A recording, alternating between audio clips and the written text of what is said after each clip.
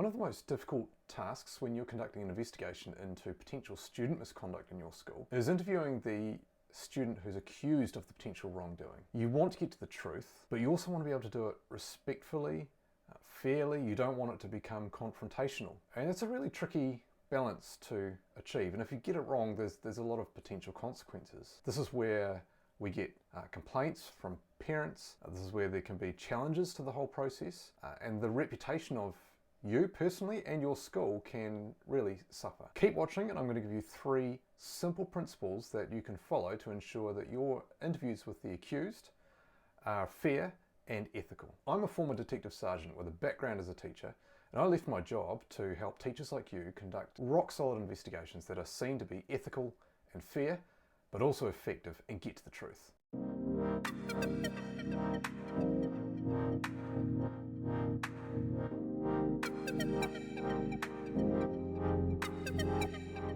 The first principle to follow is to make sure that you've actually told a student about the allegations that they're facing before you start asking any questions.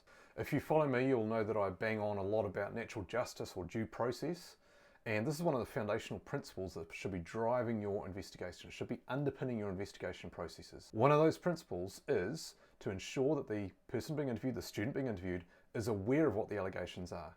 It's actually really easy to start an interview, to start asking questions without actually telling them what the specific allegations are. We're not allowed to do that. So make sure you've actually had that conversation first. You've told them first what the allegations are that they are facing. Now, I know that one of the follow-up questions that you might have is, well, do I tell them what evidence we've actually got? Ultimately, the answer is yes and no. You do want to tell the student what evidence you've got against them, because they've got the right to respond to that evidence and to give an alternative explanation for it. But whether you want to give all that evidence up front really depends on the nature of the investigation. It may be more useful to hold back some evidence to test the credibility of the student that you're interviewing, but in the long run, yes, you do have to tell them. The second tip for today is to make sure that you've clearly explained the purpose of the interview, which is to give the student the opportunity to respond to the allegations.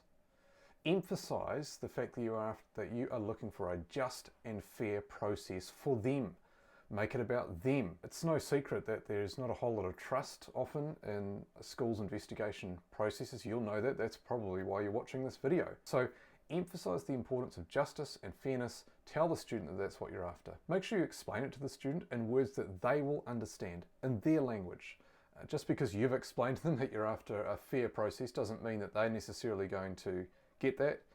Make sure you're using language that they can understand. Tip number 3, don't be too quick to determine whether or not the student is telling the truth. You are going to hear some accounts that just don't stack up against the other evidence that you've had. You might have interviewed 3 other students, and then you come to speak to the accused and their account just doesn't match theirs. This doesn't necessarily mean that they are lying. So what do? Because it's easy to immediately jump into accusing the student of lying to you and challenging them about that. Your job as an investigator is to explore every possible explanation for the inconsistency or for the discrepancy. It could be something other than lying. Nothing undermines your credibility and the trust and confidence in your process more than you jumping to conclusions and accusing someone of lying who's not actually lying at all. There's no rush. You can just wait, you can take a step back, you could actually finish the interview and then take some time to analyse all the evidence that you've got before making a decision. But if you jump into accusations quickly, you're really opening yourself up to allegations of bias and lack of objectivity, and allegations that you have been unfair in your process. Now, in my workshops on investigative interviewing, I give you a step-by-step process. It's called the Peace interviewing model. It's internationally recognised as best practice when it comes to investigative interviewing.